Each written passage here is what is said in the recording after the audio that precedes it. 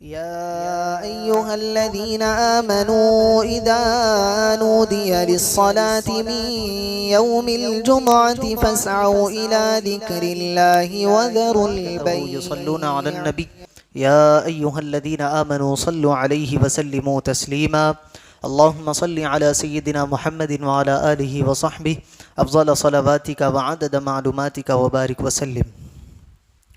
محترم حاضرین کرام و معزز سامعین کرام، اللہ تبارک و تعالیٰ اپنے کلام مقدس میں ارشاد فرماتا ہے، یا ایہا الذین آمنوا، اے وہ لوگ جو ایمان لے آئے، قو انفسکم و اہلیکم نارا، تم اپنے آپ کو اور اپنے گھر والوں کو جہنم کی دہکتی ہوئی آگ سے بچاؤ۔ یہ اللہ تبارک و تعالیٰ کا اعلان تمام مسلمانوں کے لیے ہے۔ یہاں سے اس بات کی طرف ہمیں غور کرنا چاہیے کہ اللہ تبارک و تعالیٰ نے ہمیں دنیا میں بھیجا تو اس کی عبادت کے لیے، وما خلقت الجن والانس الا لیعبدون، ہماری پیدا کرنے کا مقصد بتایا گیا کہ تم اللہ کی عبادت کرو، اور پھر فرمایا کہ ان الذین آمنوا وعملوا الصالحات اولئک هم خیر البریہ، جنہوں نے ایمان لے آئے اور عمل صالح کیے اور وہ نیکوکاروں میں سے ہو گئے۔ ایک جگہ فرمایا ان الذین آمنوا وعملوا الصالحات کانت لهم جنات الفردوس نزلا، بے شک جو ایمان لے آئے اور جنہوں نے نیک کام کیے ان کے لیے اللہ تبارک و تعالیٰ نے ان کا ٹھکانہ، ان کا مسکن جنت فردوس بنایا ہے۔ تو یہ ایمان والوں کے لیے بشارتیں ہیں، یہ ایمان والوں کے لیے خوشخبریاں ہیں۔ ایمان کے ساتھ ایک اور چیز کو جوڑا گیا، وہ عمل صالح ہے۔ صرف ایمان لانا کمال نہیں، ایمان ہوگا یقینی طور پر اللہ تبارک و تعالیٰ اس کو جنت میں ڈالے گا، لیکن حساب و کتاب دینے کے بعد۔ حساب و کتاب کب ہوگا؟ جب ہمارے اعمال میں کوئی نیکیاں ہوں گی یا کوئی بدیاں ہوں گی تو ہمیں اس کا حساب دینا ہے کہ ہمارے اللہ تبارک و تعالیٰ اللہ کے حبیب علیہ السلام ارشاد فرماتے ہیں کہ کل میدان قیامت اللہ تبارک و تعالیٰ جب تک تم اپنے وقت کا، اپنے پیسوں کا، جو تمہیں ذمہ داریاں اللہ تبارک و تعالیٰ نے عطا کی ہے اس کے بارے میں حساب نہیں لے گا، جگہ پہ سے اللہ تبارک و تعالیٰ تمہیں ہلنے نہیں دے گا۔ وقت دیا ہے اللہ، وقت کے بارے میں پوچھے گا کہ تم نے اس وقت کو کہاں اسراف کیا، کیسے کاموں میں تم نے اس کو لگایا۔ اللہ تمہیں پیسہ دے رہا ہے تو اس پیسے کے بارے میں بھی اللہ پوچھے گا کہ تم نے اس مال کو کہاں خرچ کیا، تم نے اپنی زندگی کس طرح گزاری۔ یہ اللہ تبارک و تعالیٰ کل قیامت میں پوچھنے والا ہے۔ اور حبیب پاک فرماتے ہیں کہ تمہیں اللہ تبارک و تعالیٰ اس وقت تک اس سامنے سے جانے نہیں دے گا جب تک کہ تم ایک ایک لمحے کے بارے میں اللہ تبارک و تعالیٰ کے سامنے حساب نہ دو۔ تو یہ حساب و کتاب دینا ہے، حساب و کتاب ہمارا طے ہے۔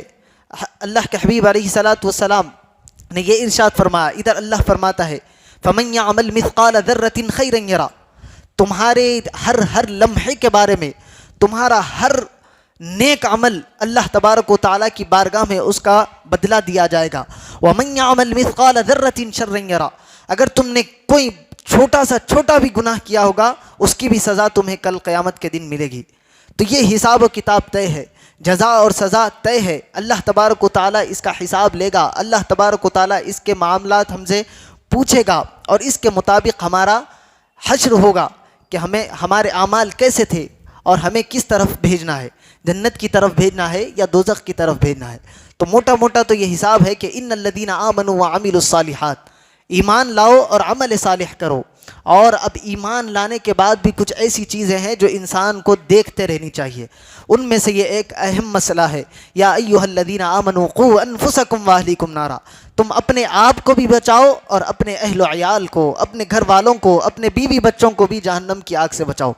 صرف آپ کا عمل صالح کر لینا، آپ کا نمازیں پڑھ لینا، آپ کا روزہ رکھ لینا، آپ کا ذکر و اذکار میں اپنی زندگی کو صرف کر لینا، یہ آپ کی بخشش اور نجات کا ذریعہ نہیں ہے۔ یاد رکھے، آپ کے بچے آپ کی ملکیت میں ہوتے ہیں، آپ کے انڈر میں ہوتے ہیں، آپ کے ماتحت ہوتے ہیں، اس کے بارے میں بھی اللہ تبارک و تعالیٰ کل سوال کرے گا۔ حبیب پاک علیہ السلام فرماتے ہیں کہ تمہاری جو ماتحت لوگ ہیں اس کے بارے میں بھی تم سے سوال کیا جائے گا، جب تک تم اس کا جواب نہیں دو گے اللہ تبارک و تعالیٰ تمہیں چھوڑے گا نہیں۔ تو ان کے بارے میں بھی ہم سے پوچھا جانا ہے۔ آج اس عنوان کو ذکر کرنے کا مقصد کیا ہے؟ پچھلے کئی دنوں سے سوشل میڈیا کے ذریعے ہم دیکھ رہے ہیں کہ ہماری مسلمان بہنیں غیر مسلموں کے ساتھ شادی کرتے ہوئے اپنی زندگیوں کو تباہ کر رہی ہے، اپنے ایمان کا سودا کر رہی ہے۔ یہ ایک مسلمان ہونے کے ذریعے جب ہم یہ اشتہارات میں سوشل میڈیا کے ذریعے یا اخبار کے ذریعے پڑھ رہے ہیں، خون کے آنسو رونے کا دل کر رہا ہے، لیکن ہماری مسلمان قوم اس پر توجہ دینے کے لیے تیار نہیں ہے۔ ہم سمجھتے ہیں کہ فلاں کی بیٹی کر لی ہوگی، فلاں شہر کی ہوگی، فلاں نہیں، ایک مسلمان بہن ہے۔ اللہ کے حبیب نے فرمایا المسلم اخو المسلم، ایک مسلمان دوسرے مسلمان کا بھائی ہے، تو وہ آپ کی سگی بہن نہیں ہوگی، آپ کی کوئی رشتے کی بہن نہیں ہوگی، لیکن ایک مسلمان ہونے کے تحت آپ کی بہن ہے، ایک نبی کی امتی ہونے کے تحت وہ آپ کی بہن ہے، ایک رب کی عبادت کرنے کے تحت وہ آپ کی بہن ہے۔ تو جتنی تکلیف اس کے ماں باپ کو ہوگی، اس کے سگے رشتہ داروں کو ہوگی، اتنی تکلیف آپ کو بھی ہونی چاہیے کہ ہمارا معاشرہ کہاں جا رہا ہے۔ آج ہم نکتہ چینی کرتے ہیں تو آگے کی طرف دیکھ کر نکتہ چینی کرنا ہمارے لیے کمال ہوتا ہے کہ فلاں کے گھر میں کیا ہو رہا ہے، فلاں پڑوسی کے گھر میں کیا چل رہا ہے، فلاں رشتہ دار کے گھر میں کیا ہو رہا ہے، لیکن ہمیں اپنے گھر والوں کی پہلے خبر لینا ہے۔ یہ اس طرف ہمیں توجہ دینے کی ضرورت ہے کہ ہم ہماری اولاد کے ساتھ کیا کر رہے ہیں۔ آپ کو کل قیامت کے دن اللہ یہ نہیں پوچھے گا کہ تمہارے پڑوسی کے گھر میں یہ ہو رہا تھا، اس کا جواب تم دو، نہیں، فلاں رشتہ دار کے گھر میں یہ ہو رہا تھا، اس کے بارے میں آپ سے سوال ہونے والا نہیں ہے۔ آپ سے سوال آپ کے گھر والوں کے متعلق ہوگا کہ آپ کا بیٹا کیا کر رہا تھا، آپ کی بیٹی کیا کر رہی تھی، آپ کی بیوی کیا کر رہی تھی۔ آپ گھر کے ذمہ دار تھے تو ان کی ذمہ داری آپ پر تھی، جس طرح ان کا کھانا بچھانا اور ان کا اوڑھنا یہ سب آپ کی ذمہ داری میں ہے، اسی طرح ان کے اعمال کی ذمہ داری بھی آپ کی ہے۔ آپ ان کو کس راستے پر لے جا رہے ہیں یہ بھی آپ کو طے کرنا ہے۔ آج ہم سمجھتے ہیں کہ اچھا کھلائیں گے، اچھا پلائیں گے، ہماری ذمہ داری ختم۔ نہیں، اچھا کھلانا، اچھا پلانا یہ الگ بات ہے، اس سے پہلے ہمیں ان کو ایماندار بنانا ہے، اس سے پہلے ان کو ہمیں دیندار بنانے کی طرف توجہ دینی ہے۔ تو آج ہمارے لیے ایک مقام آ کر کھڑا ہو گیا کہ ہم سوچیں کہ ہم کیا کر رہے ہیں۔ ہم تربیت ہم سمجھتے ہیں کہ اچھے اسکول میں اس کو داخلہ دلا دے، ذمہ داری ہماری ختم۔ ایک اچھے مولوی صاحب کو ہم لگا دے، وہ پڑھا رہے ہیں، آ رہے ہیں، جا رہے ہیں، ہماری ذمہ داری ختم۔ نہیں، تربیت کا جو اصل معاملہ ہے والدین کی طرف سے منسوب ہے۔ استاذ آتا ہے، چند دیر کے لیے پڑھاتا ہے، چند باتیں کہتا ہے، چلا جاتا ہے۔ اسکول میں آپ بھی جاتے ہیں، 4 گھنٹے 8 گھنٹے کا اسکول ہوتا ہے، جو وہ لوگ پڑھاتے ہیں وہ ایک سلیبس ہوتا ہے، وہ ان کا کام ہے، پڑھانا ہے، بچہ پڑھ رہا ہے نہیں پڑھ رہا ہے وہ اس کی ذمہ داری ہے، لیکن اس کی تربیت کرنا یہ ماں باپ کی ذمہ داری ہے۔ بڑا بھائی ہے، چھوٹا بھائی کی پر اس کی شفقت کرنا، اس کی دیکھ بھال کرنا بڑے بھائی کی ذمہ داری ہے۔ گھر میں بہنیں ہیں تو کس طرح کا ماحول دینا ہے یہ بھائیوں کو طے کرنا ہے، یہ والدین کو طے کرنا ہے۔ آج ہم سمجھ رہے ہیں کہ ہم اچھا کھلائیں گے پلائیں گے، ان کے لیے ہم صبح صبح گھر سے نکل جاتے ہیں، رات کو دیر میں گھر آتے ہیں، لیکن آپ کے پیچھے گھر میں کیا ہو رہا ہے خبر نہیں ہے۔ ایسی زندگی، بے ہوشی والی زندگی، اسلام اس کی تعلیم نہیں دیتا۔ اسلام درس دیتا ہے کہ ہم سب کو لے کر ساتھ چلے، سب کے ساتھ بیٹھے، ان کے اندر اسلامی ماحول کو پیدا کرے۔ آپ کم کھلائے، حلال کھانے کی طرف ان کی توجہ دلائے۔ آپ زیادہ کی طرف، حرام کی طرف جا رہے ہیں، یا ان کو اچھا پہنانے کے لیے ان کا اچھا کرنے، یقیناً اچھا کرنا چاہیے۔ ہر باپ کی سوچ ہوتی ہے کہ ہمارا بچہ آگے بڑھے، اچھا کھائے، اچھا پیے، اچھا پہنے، یہ ہر باپ کی آرزو اور تمنا ہوتی ہے۔ لیکن اس تمنا میں اگر ہم ان کی زندگی دنیا بنانے کے لیے ان کی آخرت کو خراب کر رہے ہیں، یاد رکھے یہاں کی تھوڑی تکلیف اچھی ہے وہاں کی ہمیشہ والی تکلیف سے۔ آج ہم بطور والد، بطور بڑے بھائی ہونے کے، بطور رشتہ دار ہونے کے، اگر کسی پر کوئی تکلیف گزرتی ہے تو اس کا احساس ہمارے دل میں ہوتا ہے۔ خدا نہ خواستہ اگر کسی کا ایکسیڈنٹ ہو گیا، وہ بستر مرض پر ہے، اس سے زیادہ تکلیف ہم کو ہوتی ہے۔ ہمیں وہ لمحات یاد آتے ہیں جب وہ ہمارے ساتھ چلا کرتا تھا، جب وہ تکلیف میں ہوتا ہے، کراہتا ہے، کرب میں ہوتا ہے، تو ہم سوچتے ہیں کہ بھائی اچھا خاصا رہنے والا انسان بستر پر پڑا ہے، رو رہا ہے، اس کی وجہ اس کے سامنے ہم تکلیف ظاہر نہیں کرتے، لیکن دل میں سوچتے ہیں کہ بھائی ایسا تھا، اچھا تھا، فلاں تھا۔ اس کی تکلیف ہم کو بھی تکلیف دیتی ہے، چاہے وہ درد ہم محسوس نہیں کر سکتے لیکن اس کی تکلیفوں کو ہم محسوس کر سکتے ہیں۔ اللہ نے ہم کو دل دیا۔ اب یہاں پر آپ ٹھہر کر سوچے، کیا ہم اس دنیاوی مصیبت کو دیکھ کر، اس کو تکلیف میں دیکھ کر اس کی تکلیف کا احساس کرتے ہیں؟ تو کل قیامت کے دن اللہ تبارک و تعالیٰ فرماتا ہے کہ جہنم کی آگ دنیا کی آگ سے کئی گنا زیادہ تیز ہوگی۔ جہنم کا عذاب بڑا شدید عذاب ہے. جہنم کے اندر بچھو بھی ہوں گے, سانپ بھی ہوں گے, ایسی ایسی تکالیف میں بندے کو مبتلا کیا جائے گا. کیا کوئی انسان اپنے رشتہ داروں کو, کیا کوئی باپ اپنے بیٹوں کو, اپنی بیٹیوں کو, کیا کوئی بھائی اپنے بھائی کو, اپنی بہن کو جہنم کی آگ سے اس کی طرف اس کی توجہ نہیں دلا سکتا؟ کیا اس کو بچانے کی طرف ہم نہیں آ سکتے؟ انسان کو سوچنا چاہیے. یہ انسان کا ابھی ہمارے پاس وقت ہے کہ ہم اپنے حالات کو تبدیل کریں, اپنے گھروں کے ماحول کو اسلامی ماحول کی طرف لے کر جائے. آج سب سے زیادہ ہمارے گھروں کو تباہ کرنے میں اگر کسی کا ہاتھ ہے تو وہ سوشل میڈیا کا ہاتھ ہے. سب سے زیادہ اگر کوئی خرابی والی چیز ہے ہمارے گھروں میں تو آج وہ سیل فون ہے. علماء کئی سالوں سے کہہ رہے ہیں کہ 15 سے 20 سال کی عمر کے بعد بچوں کے ہاتھ میں فون آنا چاہیے, لیکن آج کیا حال ہو گیا ہے, 13 سال 14 سال کے بچوں کے پاس بھی ہم نے فون دے کر ان کو بٹھا دیا. حد تو یہ ہے کہ حبیب پاک علیہ الصلوۃ والسلام نے فرمایا کہ جب بچہ پیدا ہو تو جب سب سے پہلے وہ کوئی کلمہ پڑھے تو اس کو لا الہ الا اللہ سکھاؤ. یہ اسلامی تعلیم ہے, یہ تربیت کا مرحلہ ہے. لیکن آج ہمارے گھروں کا ماحول دیکھ رہے, ابھی بچہ 2 مہینے 3 مہینے کا نہیں ہوتا ہم اس کے ہاتھ میں فون تھما دے رہے ہیں, اس کے بازو پوئمس لگا کر ہم چھوڑ دے رہے ہیں. وہ سن رہا ہے تو کوئی ٹوئنکل ٹوئنکل لٹل اسٹار, اس طرف ذہن ہمارا ہم بچوں کو لے کر جا رہے ہیں. ہم خود ان کی تربیت کرنے والے, ہم کس طرح سے ان کی تربیت کر رہے ہیں؟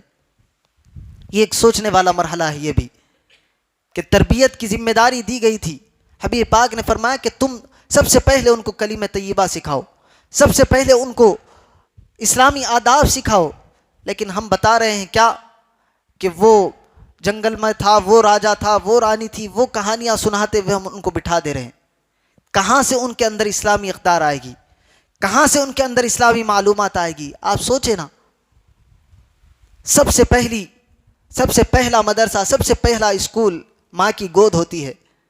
آج اسی کے اندر ہم فون دے کر بٹھا دے رہے ہیں, اور وہ ماں ہے ٹی وی دیکھتے ہوئے بیٹھی ہوئی ہے. کیا اس طرح سے بچے کی تربیت ہو سکتی ہے؟ یہ ہمیں سوچنا چاہیے. حبیب پاک علیہ الصلوۃ والسلام نے فرمایا کہ تم اپنے اولاد کی اچھی تربیت کرو. اچھی تربیت کے اندر سب سے پہلے اس کا ایمان مضبوط کرو, اس کا عقیدہ مضبوط کرو, اس کے بعد اس کے اعمال مضبوط کرو, اس کے اخلاق کو مضبوط کرو. یہ حبیب پاک علیہ الصلوۃ والسلام نے فرمایا. ایمان کیا ہے؟ اللہ پر یقین رکھنا کہ وہ ایک ہے, وہی تمام جہانوں کا مالک ہے, وہی سب کو کھلانے پلانے والا ہے, وہی رزق دینے والا ہے, وہی زندگی اور موت کا دینے والا ہے. یہ آپ ایمان اس کو بتائیں گے اللہ پر تو معلوم ہوگا, ورنہ وہ سمجھے گا کہ کھلانے والا باپ ہے, لانے والا باپ ہے, باپ لا رہا ہے کھا رہا ہے, اس کے بعد ہم کو بھی کمانا ہے کھانا ہے. کہاں اس کو اللہ پر بھروسہ ہوگا, کہاں اس کا اللہ پر یقین مضبوط ہوگا؟ ہم بتائیں گے نہیں تو کس طرح اس کو معلوم ہوگا؟ یاد رکھے, جس طرح بتانے سے زیادہ انسان اور بندہ, بچے کے اندر ایک سائیکولوجیکل چیز ہوتی ہے کہ بچہ سننے سے زیادہ دیکھ کر اٹریکٹ ہوتا ہے.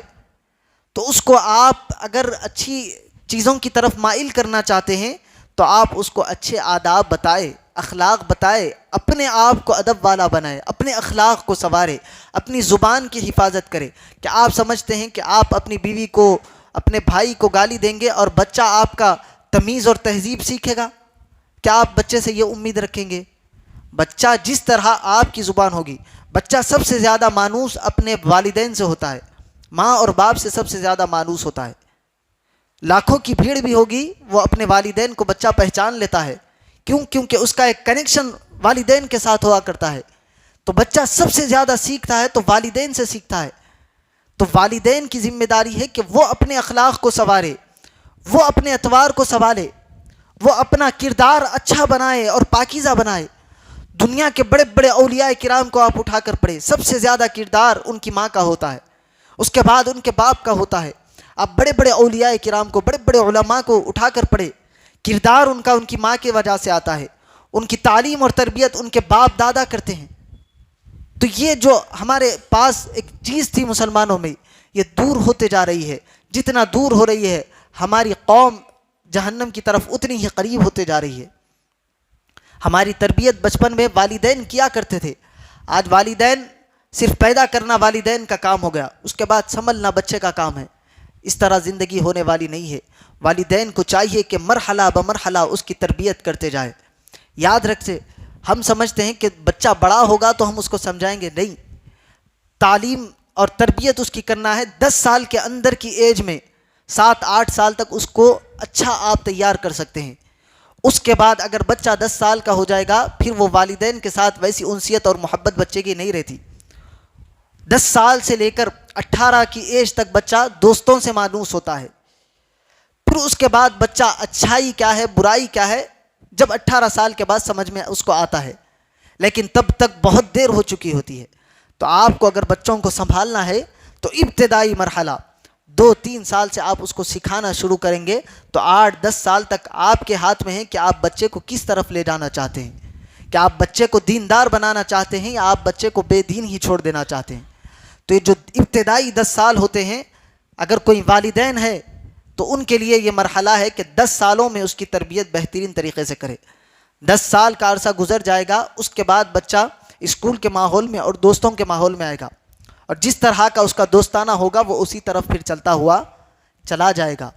تو جب 10 سال کا ہو جائے اس کے بعد اس کے دوستوں پر بھی نظر رکھنی چاہیے کہ کس طرح کے لوگوں کے ساتھ وہ میل جول رکھ رہا ہے، کس طرح کی اس کی دوستی ہے، کہاں اٹھ رہا ہے بیٹھ رہا ہے۔ اب اس کے بعد آپ 14-15 سال کے بعد آپ اس کو سمجھانے جائیں گے، بچہ آپ کو سمجھائے گا لیکن سمجھے گا نہیں۔ آج کل یہی ماحول ہو رہا ہے، ہم بچپن میں ان کی تربیت نہیں کر رہے ہیں، ہم سمجھ رہے ہیں کہ تھوڑے سال کے بعد جب بچہ سمجھنے کے ماحول میں آئے گا سمجھائیں گے، نہیں، جب تک بہت دیر ہو چکی ہوگی اور بچہ آپ کو سمجھانے کے ماحول میں آ جاتا ہے۔ آج کل یہی ہو رہا ہے، ماں باپ رو رہے ہیں کہ ہماری اولاد ہماری تعظیم کرے، ہمارا ادب کرے، ہمارا کہاں مانے، لیکن وہ کہہ رہی ہے آپ مارنا چاہتے مار دیں، ہم گھر چھوڑ کر چلے جائیں گے، لیکن آپ کی بات کو ہم نہیں سنیں گے۔ کیوں؟ کیونکہ یہ ماحول خود والدین نے پیدا کیا۔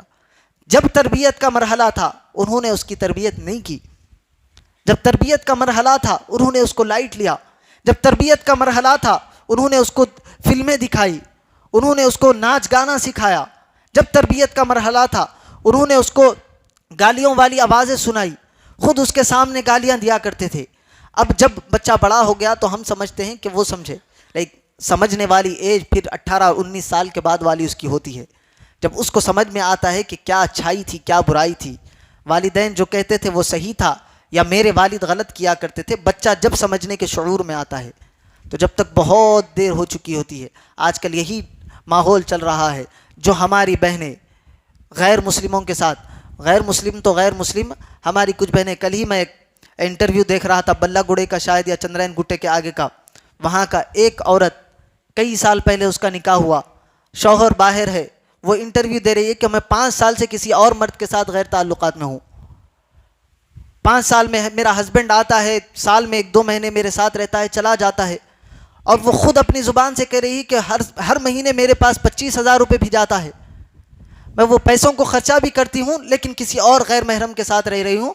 اب وہ غیر محرم مجھے چھوڑ کر چلا گیا تو وہ اپنے ہسبینڈ کی بھی شکایت نہیں کر رہی، وہ کسی اور غیر محرم کے خلاف رپورٹ لکھانے پولیس اسٹیشن کو پہنچی ہے کہ اس نے میرے ساتھ یہ کیا، 5 سال سے رہ رہا ہے اب چھوڑ کر چلا گیا۔ تو یہ چیزیں ہمارے اسلامی معاشرے کے اندر ایک برقع پوش خاتون یہ کر رہی ہے تو ہمارے دل پر کیا گزر رہی ہے۔ آج ہم سمجھتے ہیں کہ یہ علماء کا کام ہے، نہیں، علماء کا جو کام کرنا ہے، بہت سارے حضرات جن کو نکتہ چینی کی عادت ہوتی ہے وہ اٹھاتے ہیں بات کر دیتے ہیں کہ بھائی یہ علماء کا کام ہے، علماء کو کرنا چاہیے۔ میں ان کو یہ بات کہتا ہوں، اب میں یہی کی ایک بات لیتا ہوں، اب وقت ہوا ہے 1:10، یہاں پر مسجد کا ٹائم ہے 1:15 کی نماز کی ٹائمنگ ہے، کبھی 5-10 منٹ آگے ہو جاتے ہیں۔ حال ہی گزشتہ 3-4 جمعہ پہلے صدر صاحب مجھ سے کہے کہ حافظ صاحب ایسا بعض لوگ کہہ رہے ہیں کہ ٹائم آگے بڑھ جا رہا، تو میں بولا صاحب کون بول رہے؟ تو فلاں صاحب۔ تو میں سوچا بعد میں بیٹھ کر، میں بولا یہ ابتدائی 2 صف میں پہلے آنے والے حضرات ہوتے ہیں، ان کو کبھی کسی کو شکایت نہیں ہوئی کیونکہ یہ آتے بھی پہلے ہیں اور جاتے بھی سب سے آخر میں ہیں، تو ان کو معلوم ہے کہ 1:45 سے خطاب شروع ہوتا ہے، 1:45 تک سب معاملہ برخاست ہو جاتا ہے، تو ان کو کبھی شکایت نہیں ہوگی۔ شکایت کرنے والے وہ شخص ہے، میں ان کو یہ سامنے کا جو احاطہ ہے آج تک کبھی ان کو بیان میں نہیں دیکھا کب دیکھتا ہوں؟ جب ممبر پہ کھڑا ہوتا ہوں تو پیچھے بیٹھے ہوتے ہیں یا کبھی اوپر جا رہے ہوتے ہیں، وہ شخص شکایت کر رہے ہیں کہ ہمارے پاس نماز لیٹ ہو رہی ہے۔ تو یہ ہم نکتہ چینی والا ایک ماحول بنا کر بیٹھے ہوئے ہیں کہ کچھ بھی ہو علماء کے سر پر اس کا بھانڈا پھوڑ دیا جائے، علماء کے سر پر اس کو ڈال دیا جائے۔ ہماری ماں بہنیں کیا کر رہی ہے؟ علماء کی ذمہ داری ہے۔ ارے کیا بھائی ہر عالم گھر گھر جا کر عورتوں کو تعلیم دے گا؟ عالم کا کام ہے مسجد میں بیٹھے لوگ آ کر اس سے وابستہ ہو، لوگ اس سے جڑے، اس کی باتیں سنیں، اس پر عمل کرے۔ ہمارا ماحول کیا ہے؟ ہم کب آتے ہیں؟ جب اذان ہوتی رہتی ہے، جمعہ کی دوسری اذان ہوتی رہتی ہے، جب ہماری آمد مسجد میں ہوتی ہے، اور ہم سمجھتے ہیں کہ علماء کو بول دیں گے ہمارا کام ختم۔ نہیں، یہ علماء سے پہلے گھر والوں کی ذمہ داری ہے کہ آپ اپنے آپ کو دین والا بنائے، دین سیکھے۔ علماء تو دین سکھانے کے لیے تیار ہے، ہمارے مدرسے بھرے پڑے ہیں، مسجدوں میں علماء کام کر رہے ہیں۔ اچھا، جو کام کرتے ہیں ان کو کام بھی کرنے نہیں دیا جاتا۔ کچھ ایسے حضرات ہوتے ہیں جن کے اندر نکتہ چینی کی عادت ہوتی ہے، وہ نکتہ چینی کرتے ہوئے اس کام کو بھی روک دیتے ہیں۔ ارے بھائی، کوئی عالم اگر کام کر رہا ہے تو آپ اس کو سپورٹ کیجئے، آپ اس سے پوچھئے کہ مول صاحب اور کس چیز کی ضرورت ہے، ہم اس کام کو لوگوں تک اور کس طرح زیادہ پھیلا سکتے ہیں، اور کس طرح سے لوگوں کے اندر شعور کو بیدار کر سکتے ہیں، یہ اس کو سپورٹ کرنے کی ضرورت ہوتی ہے۔ حالانکہ پھر ہم اس کا برعکس کرتے ہیں، اس کو کام کرنے ہی نہیں دیتے عالم دین کو، اور کہتے ہیں پھر کہ ہم بھائی علماء کام نہیں کرتے۔ تو یہ ہر چیز میں علماء کے اوپر بات کو لانا یہ بھی غلط بات ہے۔ تو علماء جہاں اپنا کام کرنا ہے کر رہے ہیں، اب آپ کی ذمہ داری ہے، ہر فرد کی ذمہ داری ہے کہ وہ اپنے گھر والوں کے ایمان کی، عقائد کی حفاظت کرے۔ سب سے پہلا ایمان ہے۔ اگر ہم اپنے بچوں کو ایمان کے بارے میں بتاتے تو آج یہ جو ماحول ہمارا پیدا ہو رہا ہے نہیں ہوتا۔ آج ہماری جو بہنیں غیروں کے ساتھ پھر رہی ہے، غیروں کے ساتھ شادیاں کر رہی ہے، یہ نہیں ہوتا، کیونکہ ان کا ایمان کمزور ہے، ان کا عقیدہ کمزور ہے، ان کو عقیدے کے بارے میں پتہ ہی نہیں ہے۔ وہ چاہتے ہیں جس طرح کی زندگی چل رہی ہے چلا رہے ہیں، ہمارے باپ دادا نے یہی سکھایا، اسی کو لے کر چل رہے ہیں۔ بتائے، خود بھی دین سیکھے، اپنے گھر والوں کو بھی دین سکھائے، دین کی طرف ان کو وابستہ کرے۔ کم سے کم اتنی تعلیم تو دے کہ اللہ کون ہے، اور اللہ کو پر کس طرح ان کا ایمان ہونا چاہیے، رسول اللہ کون ہے، کس طرح سے ان کی محبت ہونی چاہیے، رسول اللہ کی اہل بیت کون ہے، کس طرح سے ان کا ادب کرنا چاہیے، رسول اللہ کے صحابہ کون ہے، کیا تعلیم ان کی تھی، کیسی تربیت رسول اللہ نے ان کی، یہ ان کو بتائے۔ بزرگان دین کے واقعات سے ان کو وابستہ کروائے۔ حبیب پاک علیہ الصلوۃ والسلام نے فرمایا، تم اپنی اولاد کی 3 چیزوں پر تربیت کرو، حب نبیکم وحب اہل بیتہ وتلاوت القرآن۔ سب سے پہلے حبیب پاک نے فرمایا کہ اپنے نبی کی محبت ان کے دلوں میں ڈالو۔ نبی کی محبت آئے گی، نبی سے عشق ہوگا، تو پھر وہ دوڑے دوڑے چلے آئیں گے نبی کی باتوں پر عمل کرنے کے لیے۔ آج ہمارا نبی پر ایمان ہے صرف زبانی دعووں کے لیے، صرف میلاد کرنے کے لیے، میلاد پر کھانے پکانے کے لیے، میلاد پر لائٹنگ کرنے کے لیے، میلاد پر ڈی جے لگا کر ناچنے کے لیے، صرف یہی ہمارے لیے محبت ہے۔ نبی کی اہل بیت کی محبت سکھانے کا رسول اللہ نے حکم دیا، تاکید فرمائی۔ رسول اللہ کے اہل بیت کی محبت صرف محرم میں شربت پلانے کی حد تک، لیکن ان کے اسوے پر عمل کرنا کوئی نہیں چاہتا۔ تیسرے درجے پر فرمایا کہ تلاوت القرآن، اور تم انہیں قرات سکھاؤ قرآن کی۔ تو قرآن سکھانا تیسرے درجے پر ہے، پہلے درجے پر نبی کی محبت سکھانا ہے۔ تو نبی کی محبت ان کو سکھاؤ، نبی کی سیرت ان کو پڑھاؤ، ان کے سامنے سیرتیں رکھو۔ گھر میں مرد بچے ہیں تو رسول اللہ کی سیرت ان کو بتاؤ، صحابہ کی، اہل بیت کی سیرت ان کو بتاؤ۔ اگر گھر میں بچیاں ہیں تو ان کو ازواج مطہرات کی سیرت پڑھاؤ، سیدہ خدیجہ کی سیرت پڑھاؤ، سیدہ عائشہ کی سیرت ان کو پڑھاؤ، سیدہ فاطمہ الزہرا کی سیرت ان کو پڑھاؤ، دیگر ازواج مطہرات، دیگر رسول اللہ کی شہزادیوں کی سیرت ان کو پڑھاؤ، ان کو واقف کراؤ۔ یہ واقف ہوں گی تبھی جا کر اس پر عمل کریں گی، تبھی ان کے سینے نرم ہوں گے۔ یہ واقف ہی نہیں ہے اسلامی اقدار سے، ہمارا اسلام کیا سکھاتا ہے، کیسی تعلیم تربیت کرتا ہے، ان کو پتہ ہی نہیں ہے تو کہاں سے وہ عمل کریں گی۔ تو یہ ہمارے لیے ایک مقام آ کر کھڑا ہو گیا کہ ہم سوچیں کہ ہم اپنی اولاد کی تربیت اب تک کیسے کر لیے۔ وہ واقعہ وقت چلا گیا، وہ وقت لوٹ کر آنے والا نہیں ہے۔ ابھی ہمارے پاس وقت ہے کہ ہم ان کے ایمان کو مضبوط کر سکتے ہیں۔ پہلے ہم اپنے آپ کو دیندار بنائیں، خود سیکھیں۔ ضروری نہیں ہے کہ آپ عالم بن کے ان کو سکھائیں، آپ روز تھوڑا سیکھیں، وہی جا کر آپ گھر میں بٹھا کر ان کو سمجھائیں۔ اتنی ایک آیت پڑھے وہی گھر والوں کے ساتھ پڑھے، ایک حدیث اور اس کی تشریح پڑھے وہی گھر والوں کو سنائے، یہی ہمارے لیے نجات کا ذریعہ ہے۔ اگر یہ نہیں ہوگا تو پھر ہماری آنے والی نسلیں ہمیں کبھی معاف نہیں کریں گی۔ آنے والا وقت اور کٹھن آنے والا ہے، تو ابھی سے ہمیں اس کی تیاری کرنا ہے، اپنی اولاد کو اور اپنے آپ کو سنبھالنے کی کوشش کرنی ہے، ورنہ وقت نکل جانے کے بعد رونے سے کوئی فائدہ نہیں ہے۔ اللہ تبارک و تعالیٰ سے دعا ہے کہنے اور سننے سے زیادہ اعمال صالحہ کی توفیق عطا فرمائے ہمیں اور اپنی آنے والی نسلوں کو رسول پاک علیہ الصلاۃ والسلام کی سچی اور پکی محبت عطا فرمائے، اسلام پر عمل کرنے والا، نمازوں کو قائم کرنے والا بنائے۔ وصلی اللہ تعالیٰ وسلم علی خیر خلقی سیدنا محمد وعلی آلہ واصحابہ اجمعین والحمد للہ رب العالمین۔